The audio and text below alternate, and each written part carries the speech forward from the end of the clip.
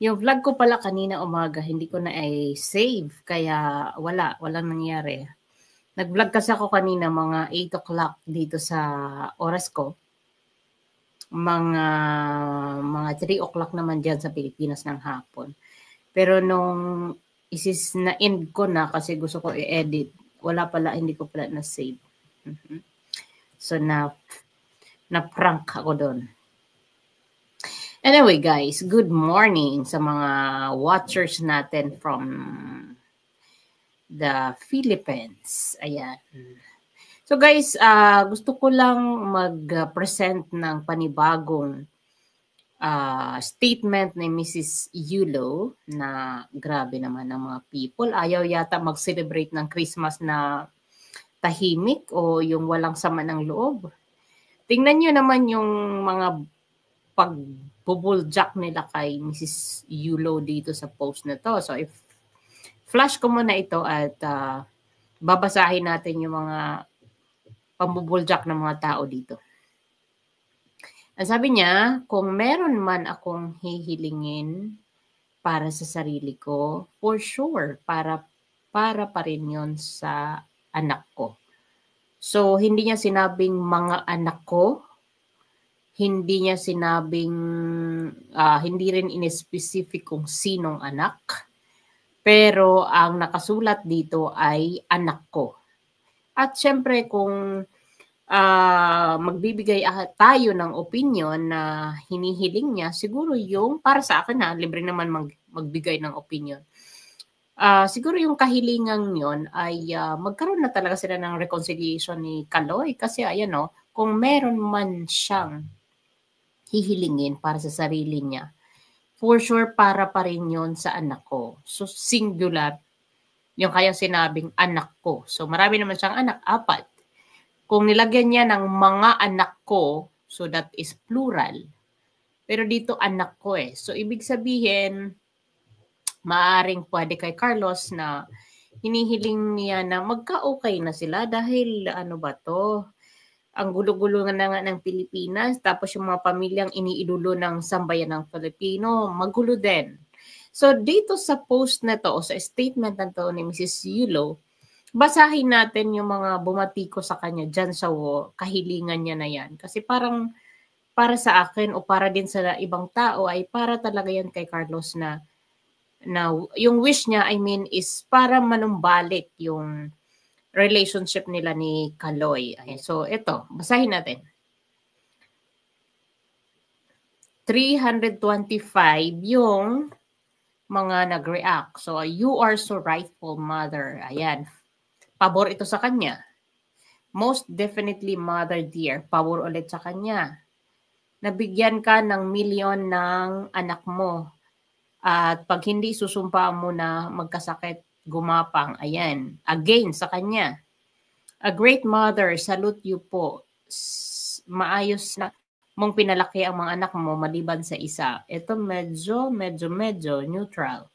Ito si Kawai Snow, hiling niya na mag-champion anak niya. Tiba-tiba. O, ayan, mabilis. So, this is against her. Hiniling niya Japan at the best. So, against her. Okay. So, yung mga sapatos at damit suot mo para sa anak mo yon. Ayan. Humiling ka na mabuo ulit ang family mo. Magkaayos kayo. Acceptance is the key. Ayan. Neutral. Sana ipagdasal natin na magkaayos sila. Medyo okay to. Very simple. She is wearing. Ito, pabor sa kanya. Hilingin niya na gumapang sa lupa ang anak. This is against her. True. Doon kasi ang nanay masaya. Ang babaw, diba? Ayan. Favor sa kanya. Baka si Carlos, hindi niya anak yun. O, diba? Kasi ba naman hiniling niya na isumpa, manira ang hiniling niya. Ang ina ang bilis naman guys. Pero ayan. So, mapapansin nyo dito guys na marami ang against sa kanya.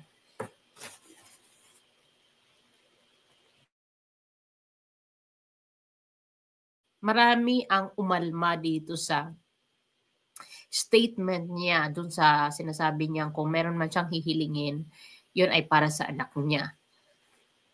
I'm sorry guys, inuubo kasi ako kaya iba ang boses ko. Ayan no, so ito since he was 12 years old, all his reward and allowances goes directly to the mother. The mother has no job and business before.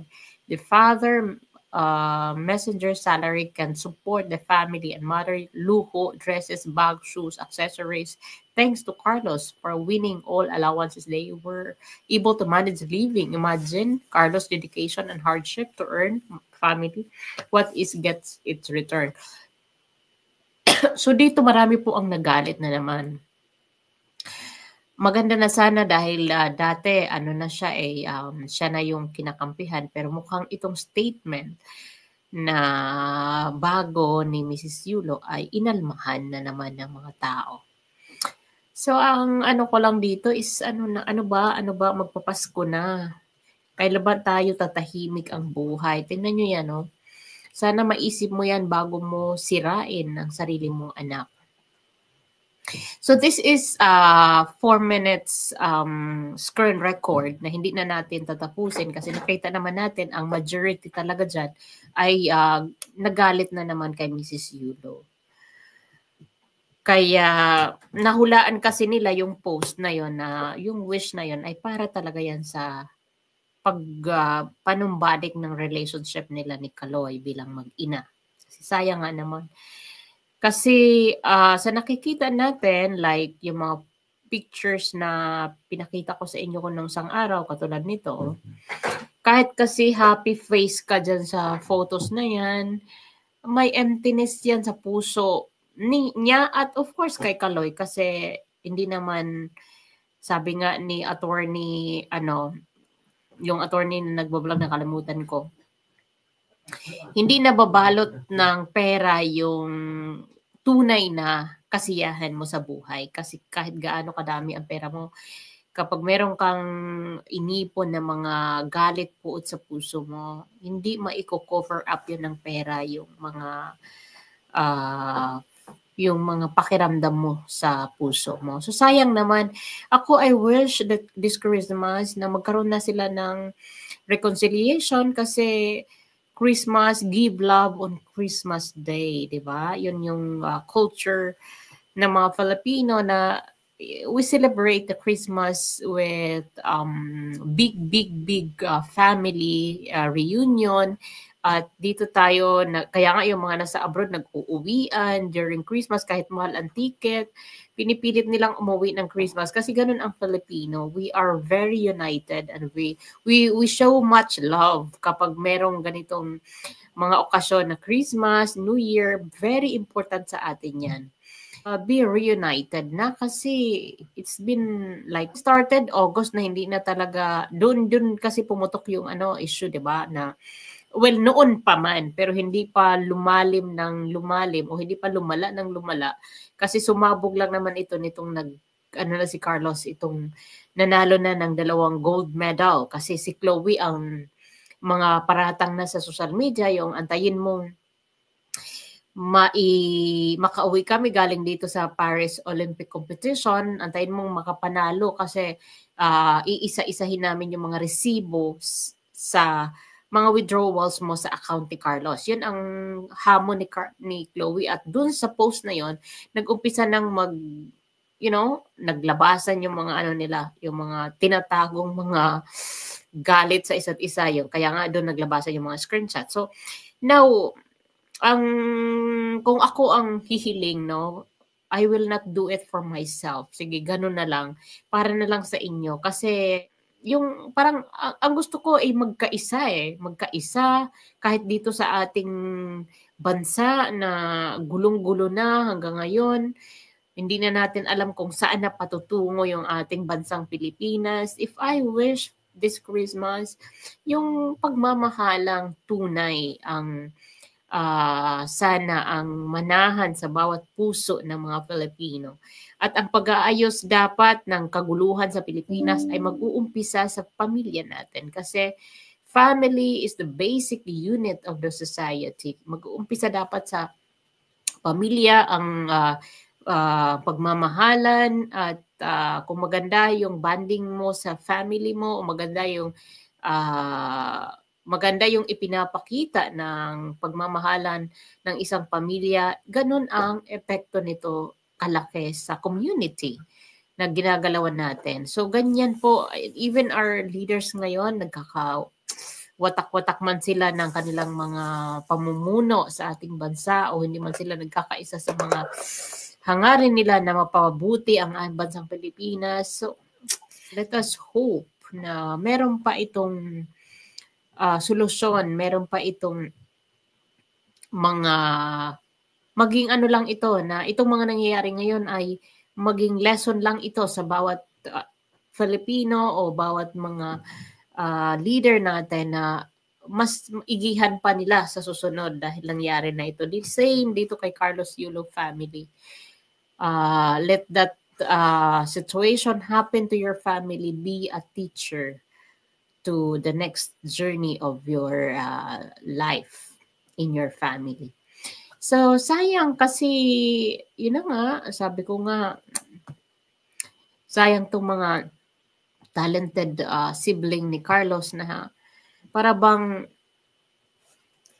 hindi niya na-appreciate kasi ayaw din niya magpakumbaba kahit alam naman ng buong mundo na ang nanay niya talaga ang nagkamali din. Hindi din natin alam na yung nanay niya talaga nag-umpisa. Pero kasi wag na yan kung sino ang nag-umpisa at sino ang nauna. Ang sikapin ninyo ay magkaayos kasi at the end of the day, you are a family. At ito naman si Chloe, isa pa din ito.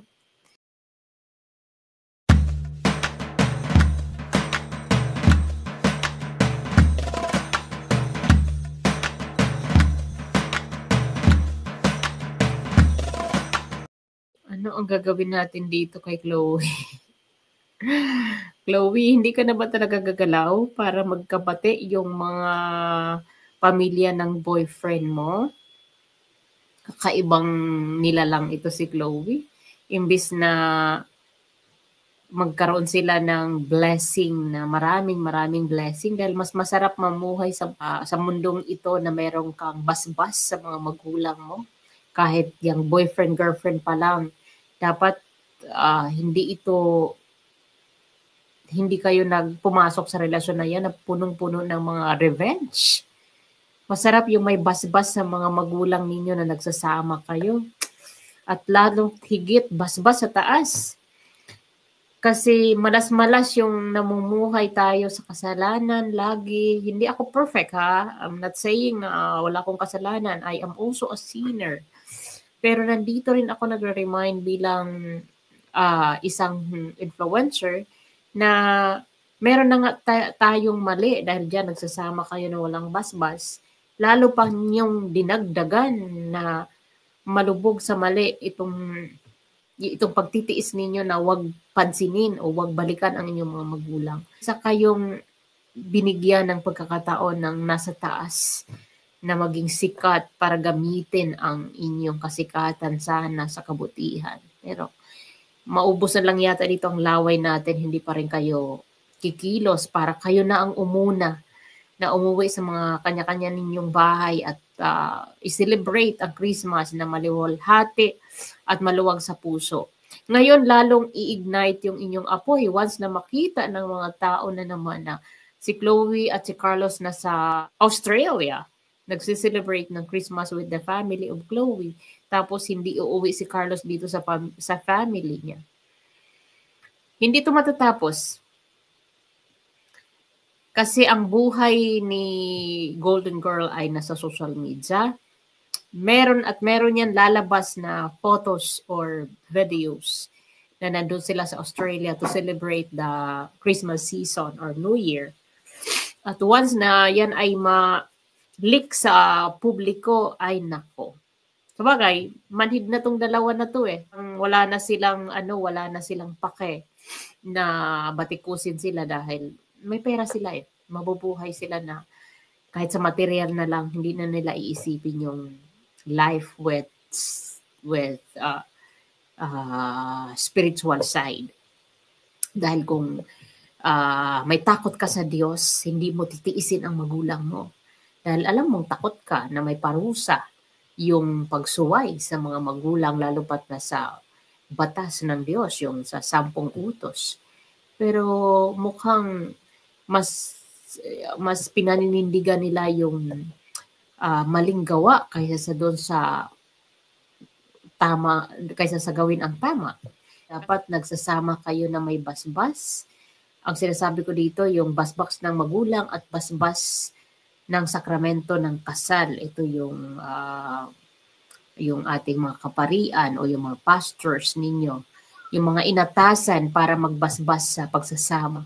Dapat yan ang inuuna ninyo kasi minsan itong ganitong pagsasama na walang basbas at andyan iniidolo kayo ng mga kabataan ay nagdudulot ng masamang impluwensya.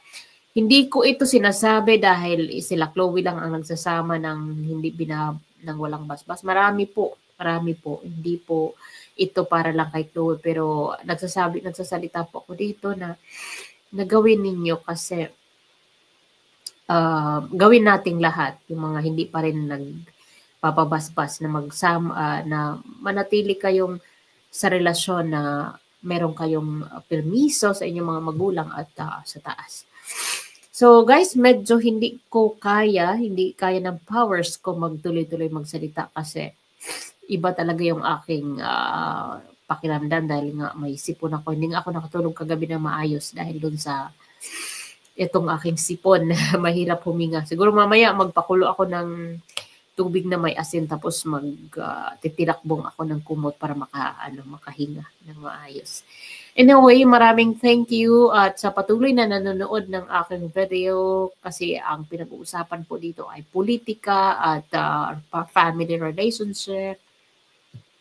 Maraming salamat po. Hindi po ako political blogger, yung mga konting pasundot-sundot natin na mga according sa ating mga experience ay sinusuportahan ninyo. Maraming salamat po sa inyo. So, hanggang sa muli, hanggang sa next video natin, sana ay nakasupport pa rin kami. Thank you for watching and I'll see you again in our next video. Bye for now.